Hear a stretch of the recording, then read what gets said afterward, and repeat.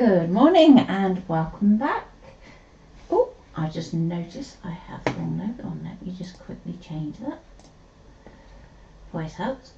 There we go, and we'll get there eventually. So, good morning, Linda. Sorry, put my teeth back in. Can you tell it's an early morning this morning? So, today we are going to be doing some paper piercing, and hopefully if we get time we're also going to be doing a little bit of braille work, so we will see how that goes. Now originally I had planned to do the braille work with the paper piercing kit, but for those of you that might be looking at buying it for that purpose, it's not going to work.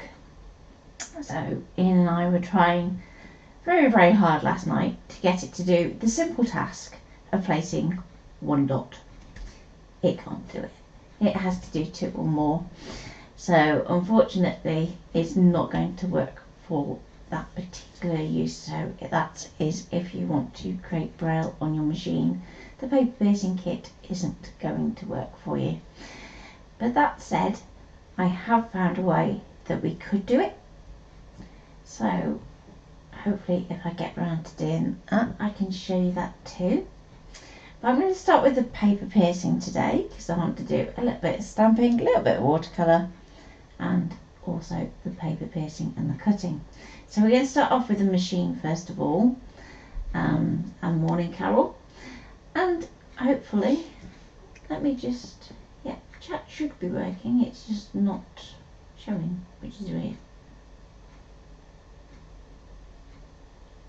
Let me know if you see the chat pop up anywhere. I think it's having a bit of an issue this morning. So I do apologise. If I am missing any comments, please do drop me a message after the hour. And I will get through those as quickly as possible. So, as we're going to be doing something that involves both paper piercing and cutting, I'm going to need a guide. So I'm going to use my foil shield. So for those of you that have seen the foil shield before, this is something that we've invented and we actually produce and manufacture. So what we're going to do is use this as a guide for today. So rather than it necessarily being in place when we're actually doing our cutting and piercing, it's going to be a guide.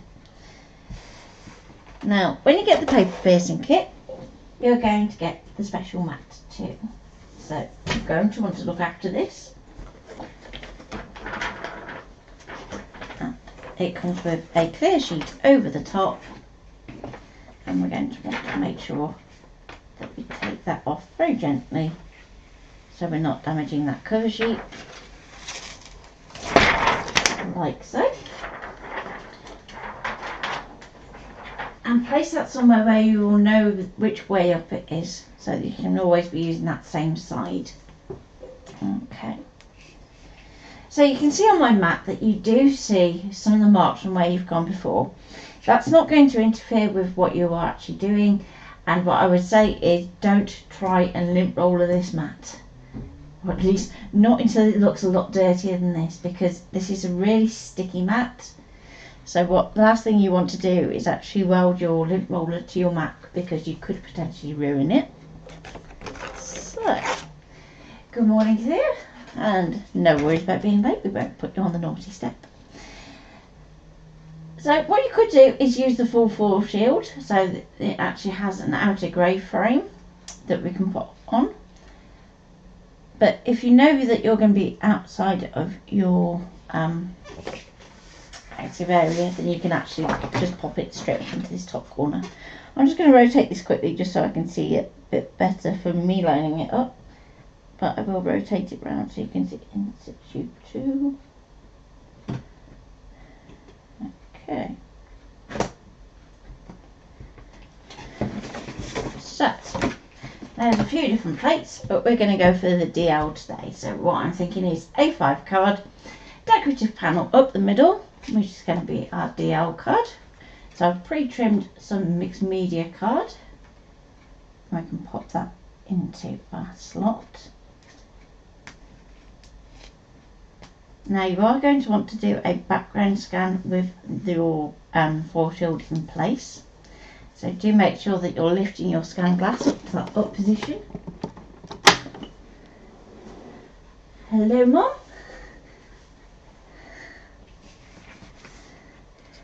And then we can move to our machine. So let me switch view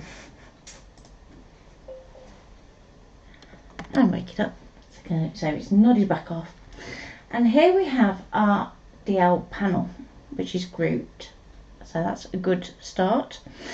And around the outside border you can see that we've got this kind of intricate looking border. Now that is actually going to pierce, while the outside border is going to cut. So before I load my mat, let's just get out the pieces, and I will flick back to the overhead in a moment just so you can see the difference. So I'll put out both of those so you can see those. And I can load my mat like so.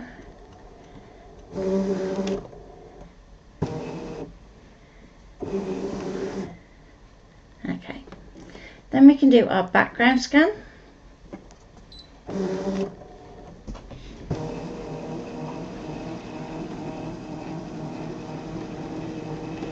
Just support it at the back when it's going through so that it doesn't tend to drop, because the mat is actually quite heavy, certainly compared to your normal cutting mat.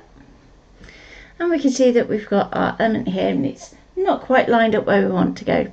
So I'm going to go into Edit, Move, and we're going to be able to move those across. Now these are grouped together so that when I'm doing this we're not going to have bits disappearing. And I'm going to move that down.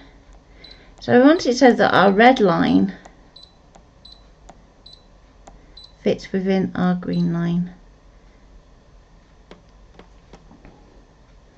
We can zoom in and zoom in again, just so we can make sure that we've got that centered in our card. So I'm just going to nudge it back that way, one nudge, and possibly down one. Then down here we have our scroll functions, so we can scroll down our cutting mat to the other end, and there we go. So that's all good. So we can go OK at that. And at this point, if you're all concerned about using your foreshield on your paper piercing mat, you can remove it. You don't have to remove it. I've done projects before where we've left it in place, but just for those of you that might be a bit more nervous, I thought I would show you taking it out as well. Now you do want to go careful, because as I said, this is ultra sticky, so just take care of your mat and your shield. Let's pop back overhead. So when you get your paper piercing kit, you get the adapter and you get two tools. You have one that is 0.4mm and one that is 0.8mm, and it just basically makes a difference in the size of the holes that you are working with. So if you are working with dots that are fairly close together, go for the 0.4. If you are working with dots that are further apart, or if you want to do paper embroidery, go to the 0.8. So it'll just make life a little easier. So just make sure that card is still down in place, and then we can pop in our tool. So we're going to unscrew the cap. We're going to drop it in so that the number is to the front, so where the brother is here, you want the number at the top. And pop the cap back on and screw it down. Again, you've got that flat back that's going to go to the back of the carriage.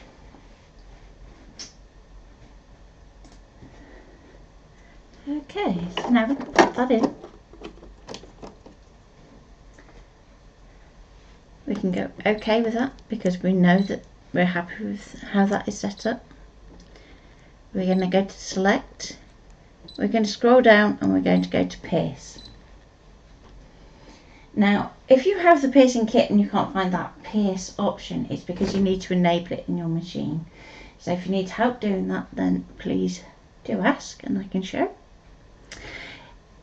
One thing I would say is today's design is a border, so it's not going to take too long. As you can see, it's going to take 7 minutes. If you're looking at doing a whole background, then you will never see me do that on stream, because you typically are looking more like 15 to 20 minutes. So now we can go start.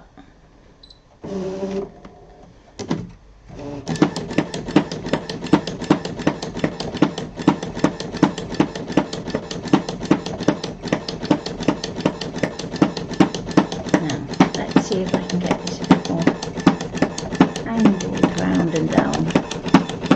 There we go.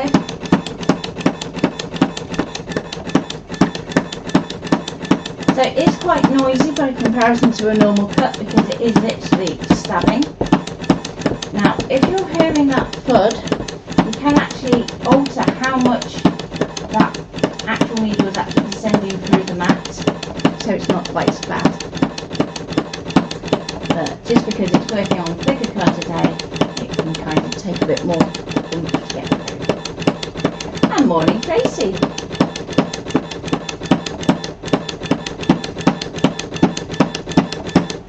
So basically, when I set up the design, if I have, let's grab my notebook.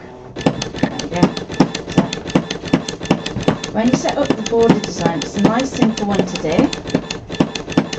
And all it is, let's do it with a regular pen. You're going to set up a box, like so, which is 1 centimetre square. Okay, let me swap over to see that bit. 31 centimetre square.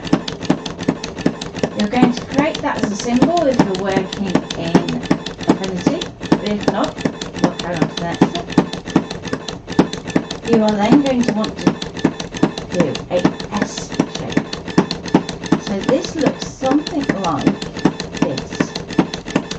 So we're going to go up there and down there. Okay. Now when we duplicate that across, we're going to move that across by 0.5 centimetre each time. So that means that when the next one comes in, that's why we do it as a symbol. So if we need to do any changes while it's still a symbol, we can actually alter how this is meeting here, and we can adapt our height. So if we start with it like this, when we eventually start editing, we can change our ratio.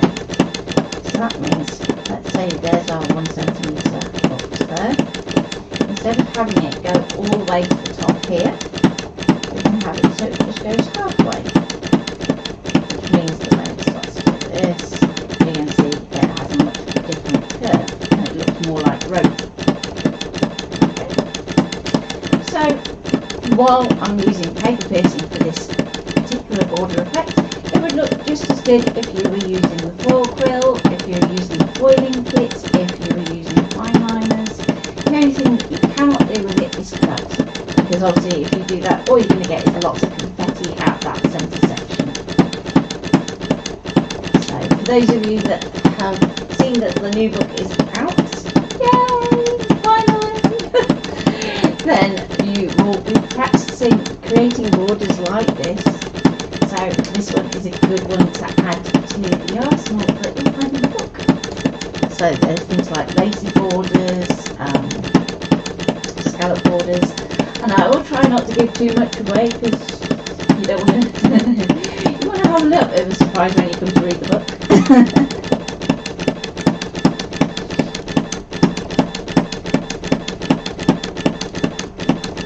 So any questions that I can help with on the paper piercing kit?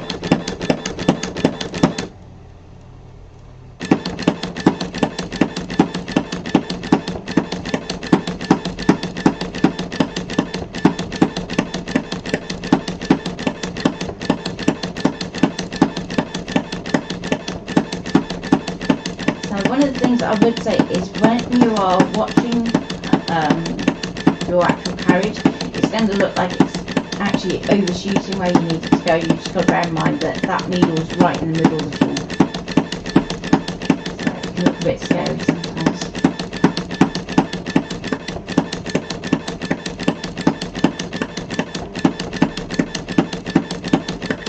And hi Louise!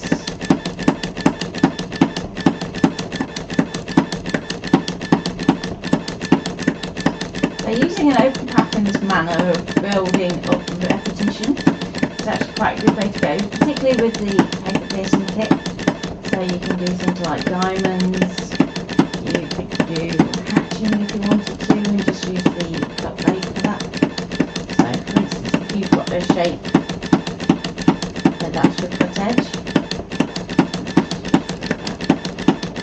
You could actually do a border like that, and that you would use the blade for. Or you could use a pen. And you will do much more evenly than what I'm doing there.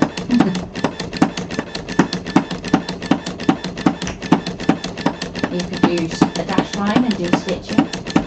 So that's where you have your cut line and then you offset your shape inside and you put the dash line on it.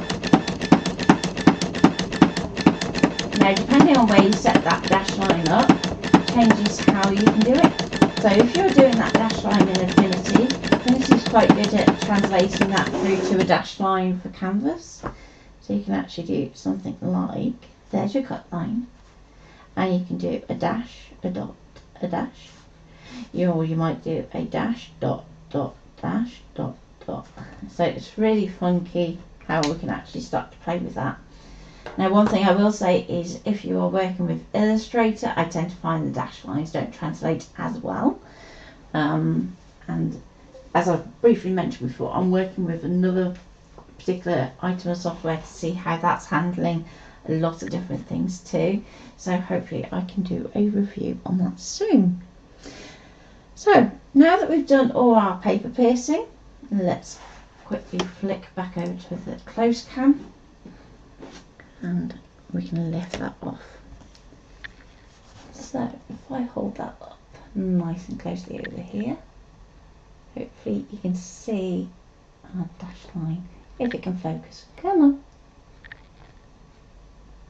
We'll get there eventually. Focus. But if you turn it over, you're going to see that you have like this raised effect, which you can use if you want to. So don't think you have to use it up that way. You can use that raised side, which is why I thought it'd be really good for doing Braille. But the one dot issue basically means that we can't do all the letters of the alphabet. So if you can find words that you can do in Braille that don't have one dot, then you could still do that. And you would do it the same way as what we've done the path for the border. So you're going to draw a line and then let the dots go across and alter the line width spacing. So just to show you that in Canvas, I'm just going to hop over to display. So if I zoom in, you can see there is our file. I just want to get, let's get really close. And because we've got our lines marked as being piercing, if I go onto that group and get it to drop down, you can see there's all our S's and they're all marked with pierce. But because we've got them grouped, we can actually edit all that line spacing at once. So just at the top we can change that line spacing, and you're going to notice that it's changing how that pattern actually functions. So there is no right answer, it's just whatever you want to do with that design. So each design is going to be different in terms of how much you want that spacing, but typically closer together is going to give you a stronger pattern, for particularly for detailed work like this border work. But further apart will help if you are doing things like paper embroidery, where you want to make sure that you're keeping some rigidity to your card.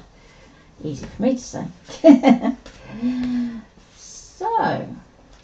now that we've done that one, we're going to unload our mat. So whereas normally if we were doing something where we need it to line up, we would go, right, okay, we're going to have to stick with the same mat. Because we've used our guide, we can actually go, no, we can actually take that out and change mat. So I'm going to unload my mat, and this is where you are going to want to put your covering back on. So let me just go back to overhead. I tend to line up with diamonds first. It's not totally foolproof way of doing it, but it's a little bit easier. And there we go. And just press that down so we're not getting any dust that's going particularly around the edges of your mat, because we just want to make sure that we keep this as sticky as possible for as long as possible.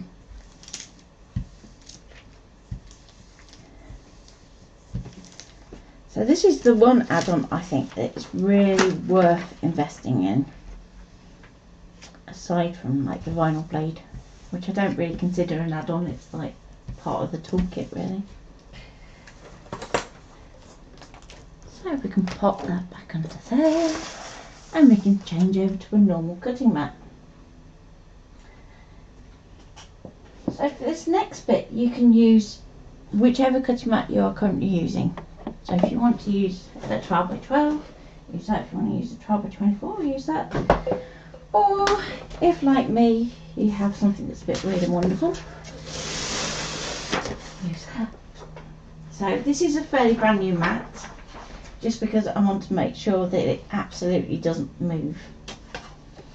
We're going to line our guide in the same way, so up to the top left corner, pop that on.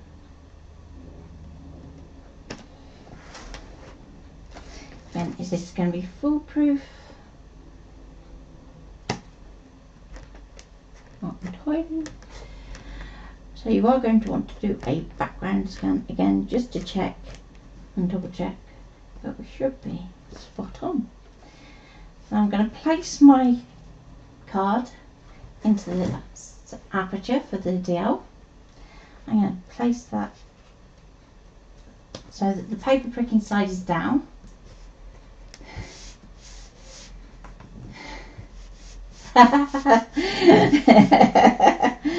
No, I'm actually much better at wallpapering than doing the covers on the mat, but I am planning to do something else with it later. So I'm testing out some other files. So once I've finished uploading all the files that are from the new book to the book group, then I'm moving on to the next bit to do some testing, and I want to do some paper piercing with some new files that I've created. Watch this space.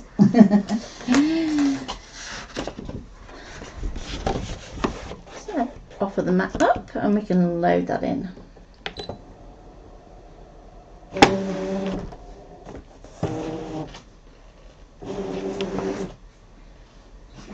Okay.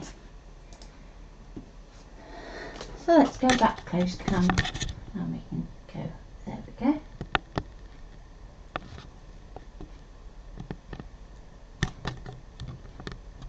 It's always interesting when we move the cameras.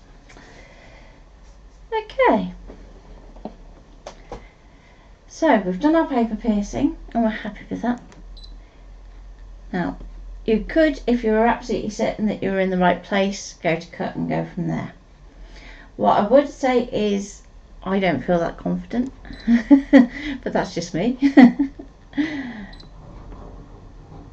So I'm going to do a background scan first.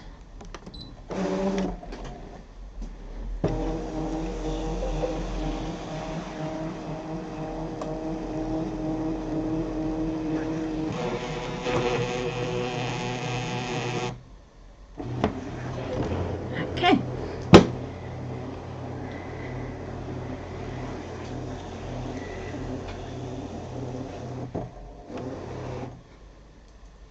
So there's our scan, and we can see that it's not far off it's a little bit out, but I will just zoom in and just double check. So zoom, zoom, zoom. And remember, it's still grouped, so we can go, actually, okay, that's not quite where I want it. And it is only fractionally out. So it's a lot closer than if we were trying to do it by eye. I'm just going to drop that down, scroll down to the bottom.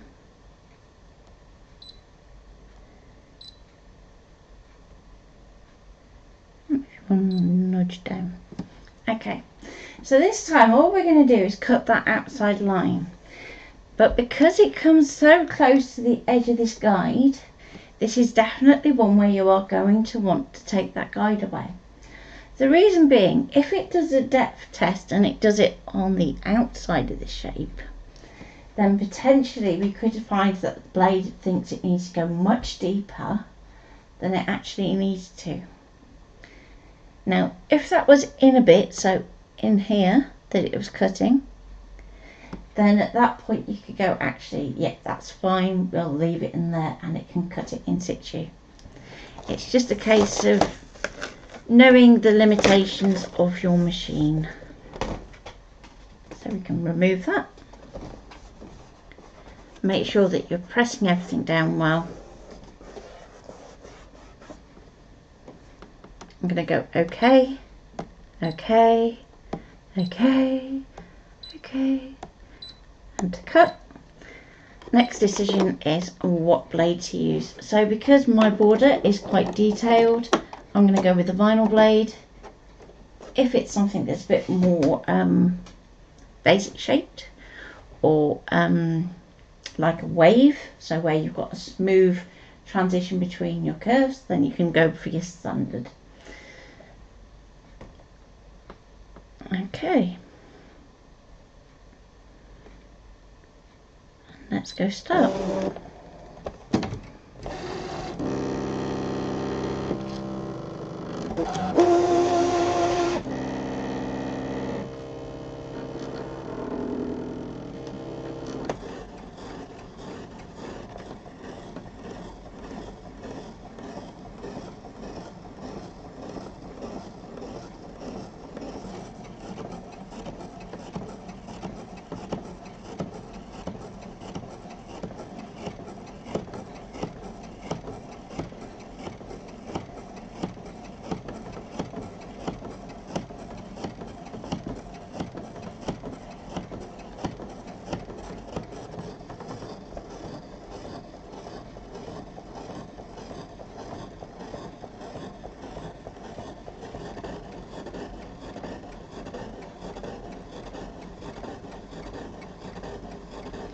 Okay, so that's nearly done.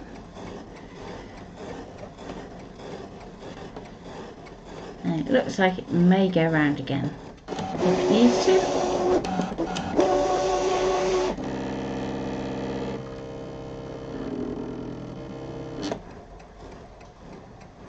Doesn't sound like it's too much extra, to be honest, but it's not exactly like it's a long file, so I don't mind if it wants to go around again. And good morning, Delcy, and no need to apologise for being late. So far we've done paper piercing, we've cut a wavy border that we've created, and if you want me to go over the border creation, then do just let me know. Then next we're going to create our Braille template. So for that I'm just going to need a scrap of card. Doesn't even matter what kind of card, just going to need a scrap of card. It's fairly thick, but we can get an embossing tool into, would be good. So let's see how we go. Looking good. And let's get a palette knife. So, palette knives, better to use a metal one. And we have our border piece. So if I go back overhead. There we go. So now we can mask that off and do our watercolouring. What I will do is just remove the rest of the waste from my cutting mat.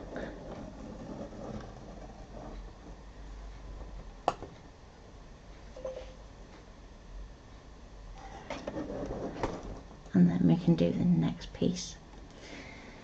So when I was struggling with doing the Braille, one of my thoughts was, what if we created a template that we can actually emboss? So whether that's embossing in a die cutting machine or just use a parchment craft tool, it's not really going to make that much difference which route you go. So if I go back to display and back to this, we can zoom out.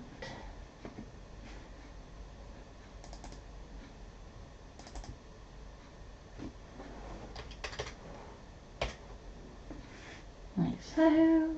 And I'm going to scan across this next section. Just shrink up and group and hide that. So let's reveal this next bit.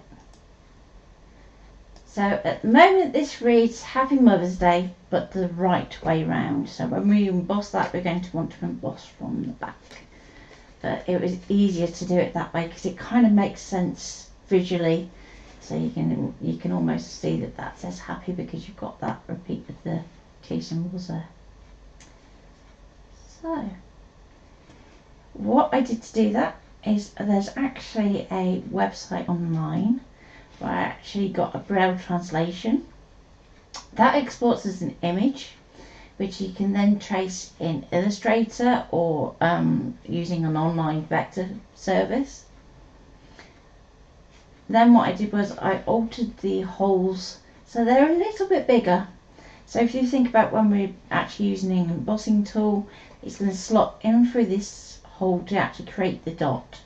So it needed to be a little bit bigger so that we can get through it a little bit easier and hopefully have a much more raised surface as a result. I'll put an outside line around the outside so that we can actually cut that same shape from the material that we want to emboss. So it's just easier to make sure that we're keeping those two in line, because obviously we want to make sure that all these dots are perfectly placed and they're also merged into one shape. So if we were to leave all those dots individual, what you'll find is when you try and send that to canvas, it's going to throw a hissy fit and say they're too small, I can't do it. But because they're welded into one shape using affinity, it kind of sees it as a whole rather than as all these little dots. Now what I would say is this is definitely going to be a vinyl blade moment because they are tiny. So don't try and do this with your standard blade, it will not work, and potentially you could end up actually having something that just has no holes whatsoever, and so it'll kind of just pull up in the middle, and we don't want that. So with that file, we're going to transfer it across to our machine. Okay.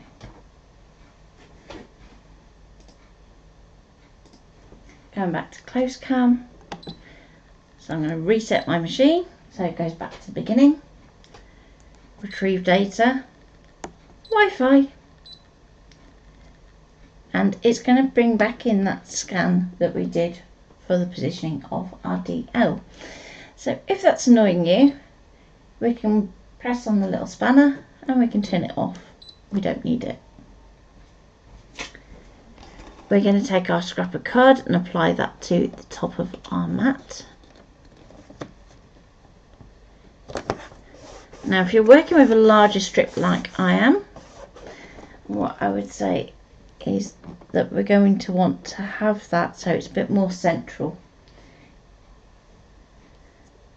So I'm going to go to edit and then we're going to go move and we're going to move that across. And we're going to move it down just a fraction. So I'll put it in the centre of the 2 inches. So I've got 2 inches of card on my mat. and it goes across to 8 inches, so it's roughly in the middle, both horizontally and vertically. We can go OK. OK. Now what I'm hoping is it will cut the dots first, which probably means it will go and do it the other way around, but hopefully it will do the dots first. We can go OK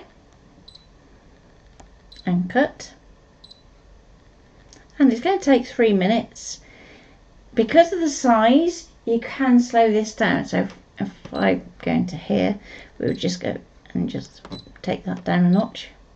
It's going to bump it up by 1 minute. Wow. So let's go for that.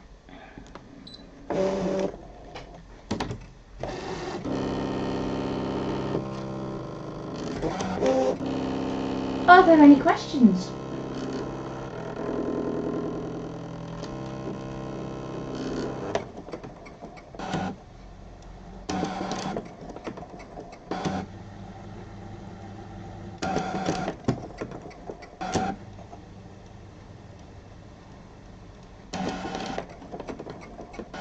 So one of the reasons that I use a much bigger piece of card to the template is because we've got the size of these tiny little dots, and that's actually going to put quite a bit of pressure back up through the material.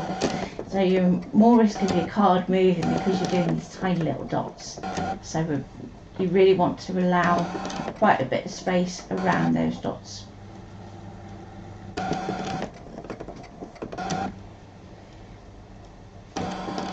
So another time that you might be using this technique is if you have like eyes in the centre of a character that are really small.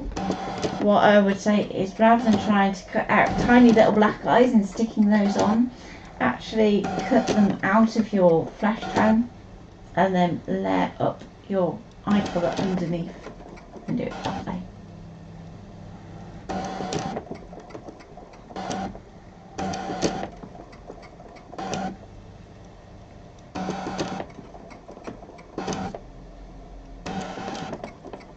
Now what I would say is that there are going to be lots of little dots that come out of this. So do take your time with actually making sure that you are cleaning up and getting rid of all of those dots. So a lint roller is really good at this point, but also make sure to check inside your machine just in case any do come out, and also check inside your blade holder. So as part of your routine for your blade, you should be checking for debris, dust and build up of adhesive actually within the blade holder itself.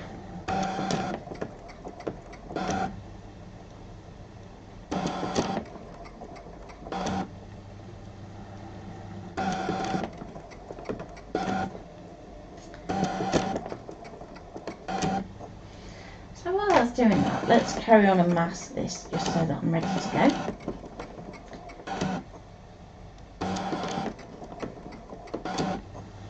So I'm just going to pop some washi tape. Now what I would say is you don't want to use masking tape that's too strong to do this with. And I'm just going to take that across that edge there, like so.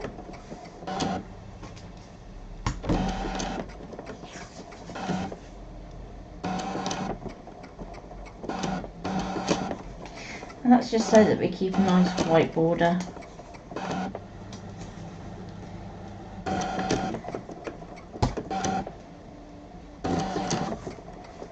And I'm just using the outside edge of that wavy border to line that up with the tape, because I'm trying to keep my border as even as I possibly can.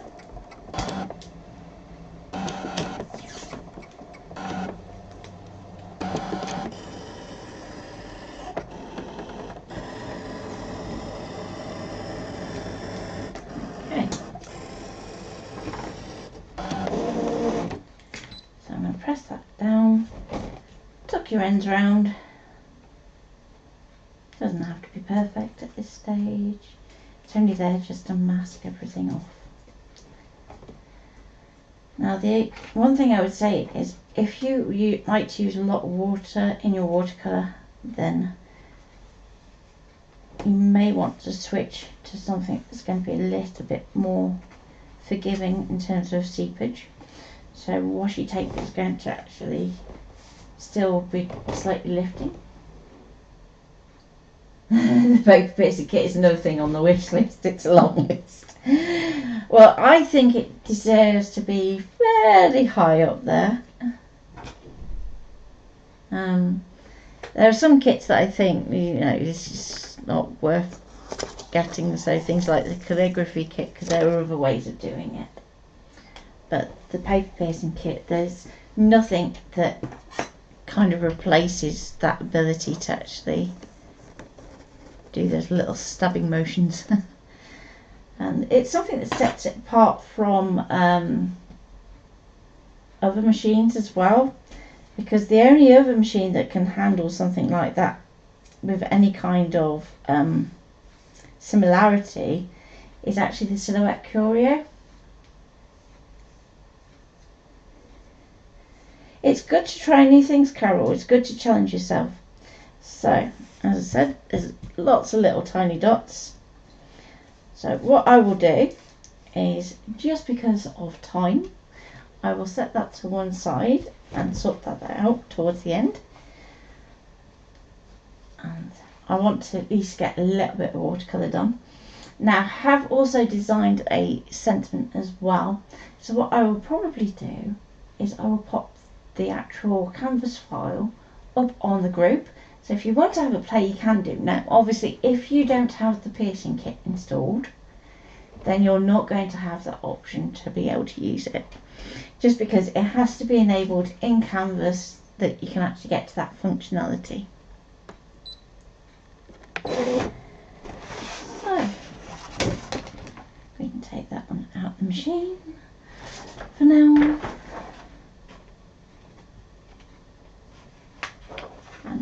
And line up the backing paper.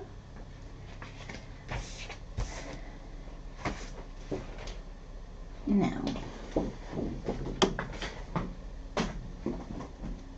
I'm going to grab a large stamp block, or in this case, gel plate holder. And let's go back overhead. And I'm going to use one of these nice long stamps from Chocolate Baroque.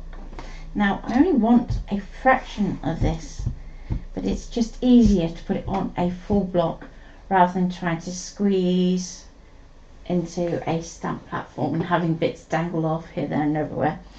So let's go for that one.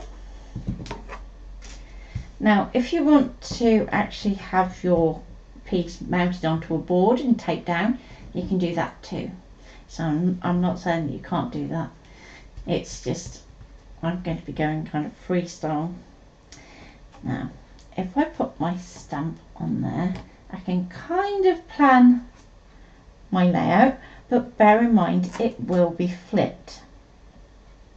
So obviously when we stamp it, the house is going to be over on this side, and these numbers that you can see here will be on that side. So I quite like that just there, maybe over just a fraction. Let's just crop off those numbers.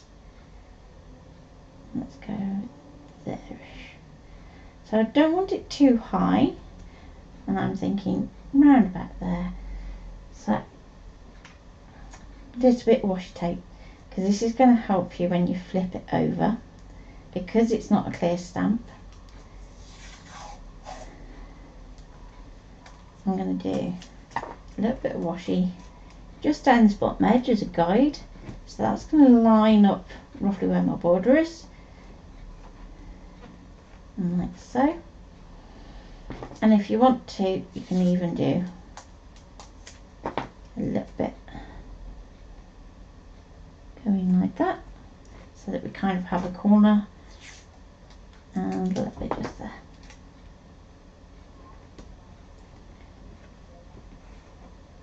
I'm just going to press that down well, because we don't want it lifting up when we're applying ink, because otherwise it could catch the ink pad. Now I'm going to use the ink that I happen to have on my desk. So this is Memento ink pad, but it's in grey flannel, which is going to give us a softer outline.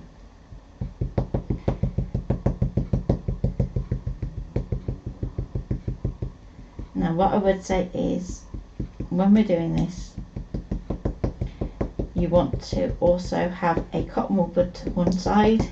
You can just tidy up these little bits of ink that are around. You want to ink slightly wider than the area that's going to be stamping, which is why we've masked. And then hopefully we should have a nice impression. So cotton wool bud, and if it's slightly damp, that's usually better, but even if it's dry, it should pick up most of the ink, like so. There we go.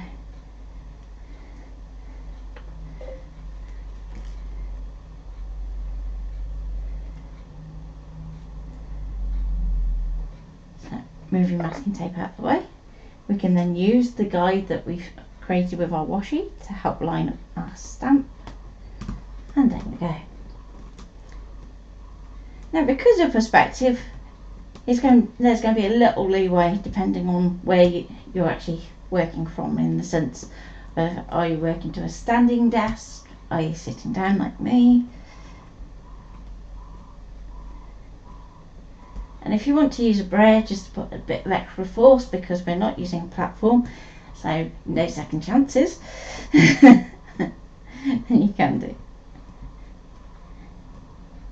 It's also worth having a little collection of grey fine liners. So if you're stamping with black, you can use something like an artist sketching pen, which is one we used to recommend quite often for filling the gaps on stamps when you're scanning.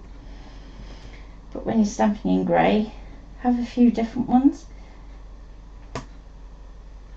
There we go, not bad. A few little areas where we've kind of picked up a little bit of ink, but don't worry about that. Okay, just going to pop that down there.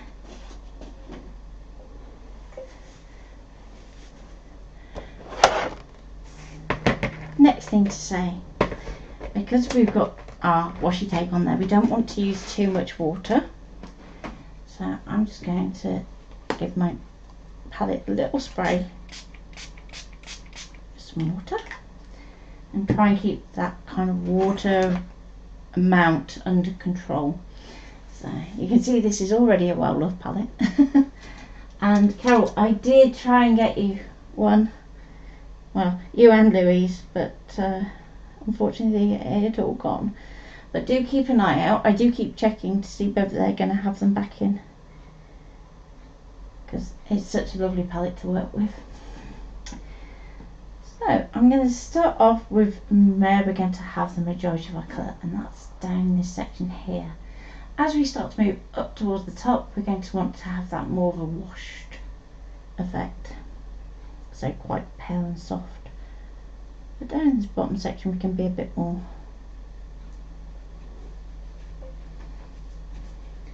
I'm just going to come in here. Now, if you have a particularly juicy ink pad, then you can give this a quick dry with a heat tool before actually going in the stamping.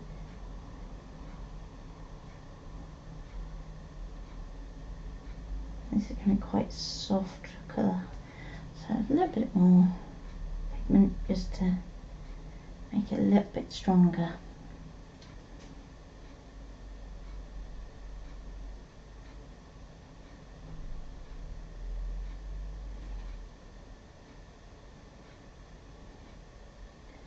Okay, I'm going to do under the arches by the fence, like so. Then we're going to pick up a bit more of that green, and we're going to do a line across underneath. So there's bits where you've just painted, you're going to join in.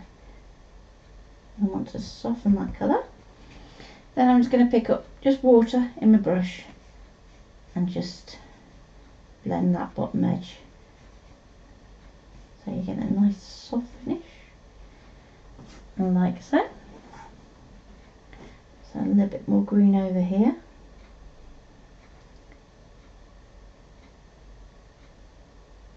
And I can actually pick up a little bit more out of our palette.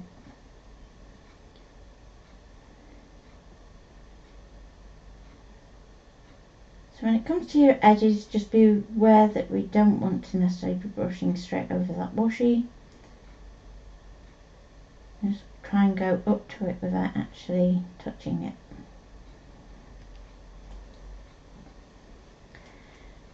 Okay, so now when we come to do the trees, we're going to want to have a different colour again. So just make sure you do that little bit of green in there too. And I'm going to go to a darker green.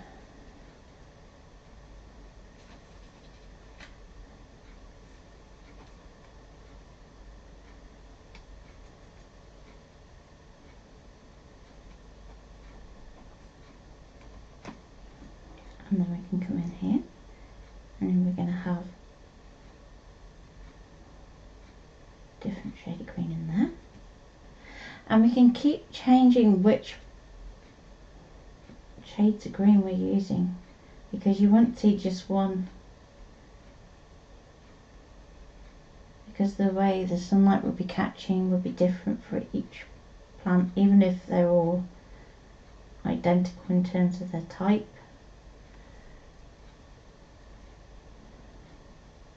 So it's always a good idea to just include 2 or 3 different colours in the shading of things,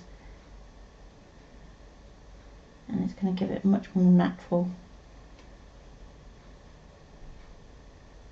appearance. So that one, because it's at the front, we're going to do that a little bit lighter so it stands a bit forward. And thank you, Thea.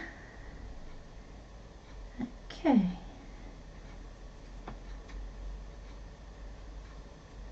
So now I'm going to go a little bit darker. And we really are using minimal amount of water at this point.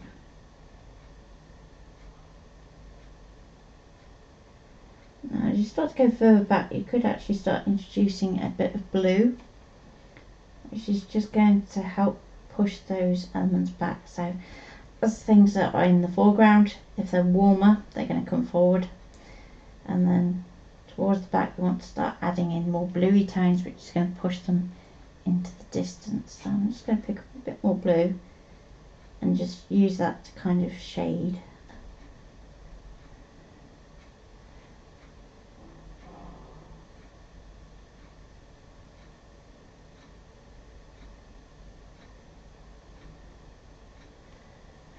Okay.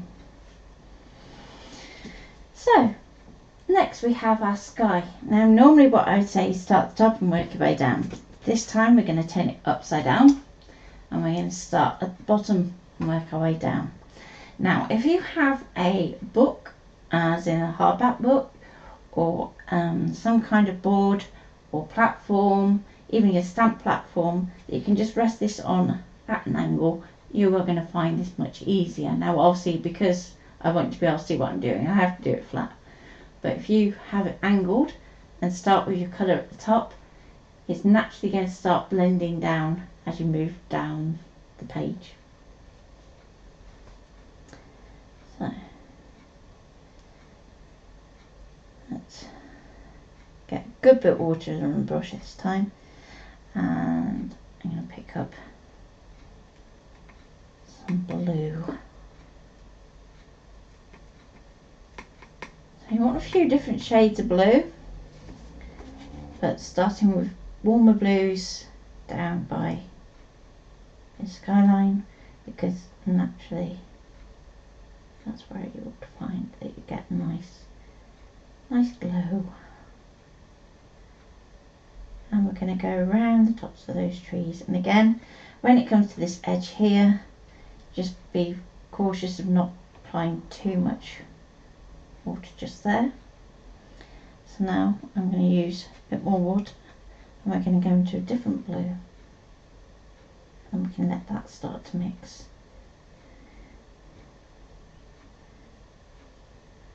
So this one's a bit stronger, and that's okay.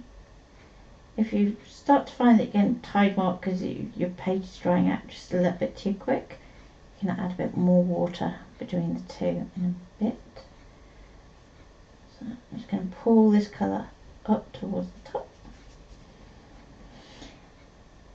Now load up my brush with more water, and I'm just going to apply just water, like so. I'm working all the way down the card.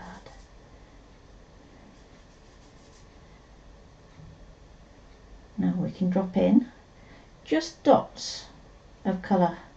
So we're not going and doing perfectly placed ombres.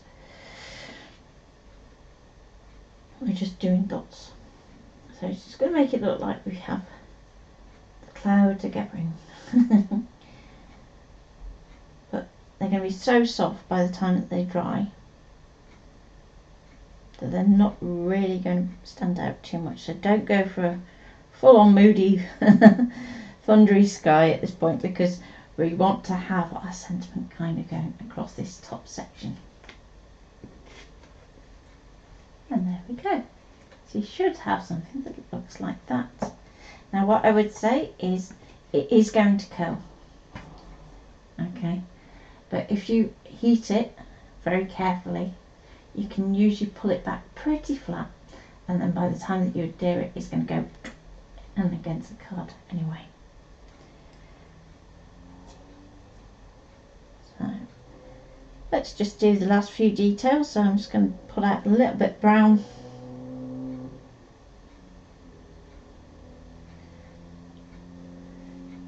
Just going to add in a bit more colour just because that's a bit too soft. There we go. Now, if you let your watercolours air dry, you're going to keep the colours a lot stronger than if you try and heat set them. Watercolours will give you this lovely glazed effect. If you want something that is going to hide that stamped outline, so it looks more like a traditional painting, then you're going to want to use gouache for that instead. I'm just dropping in different shades, so let's go for a different brown. Let's go for a reddy brown. So remember how I was saying try and use 2 or 3 different colours, and it's going to give you a different kind of effect. So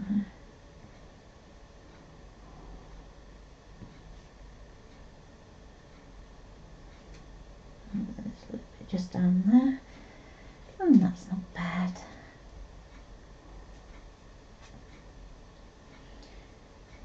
I'm just going to clean out what's in my brush. Let's add a bit of purple to it. So I'm looking for a kind of grey. I mean, it's not even a strong grey. And I'm just going to go along in here, like so. And it's just going to give a little suggestion of that being set back. And if you wanted to add a touch of that in there, then you can do so. And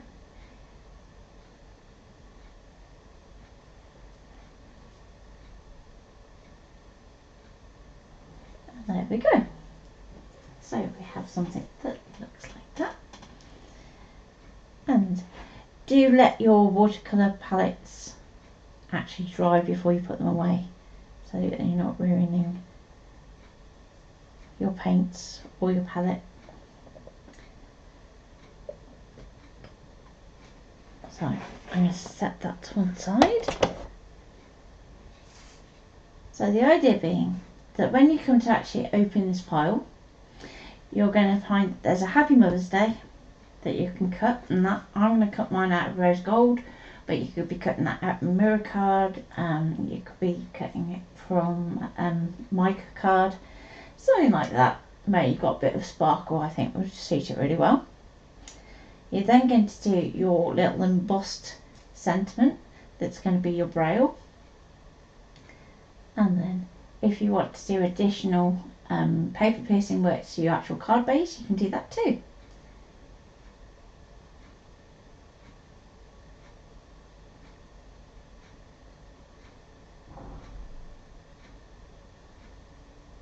So yes, I've double and triple checked. So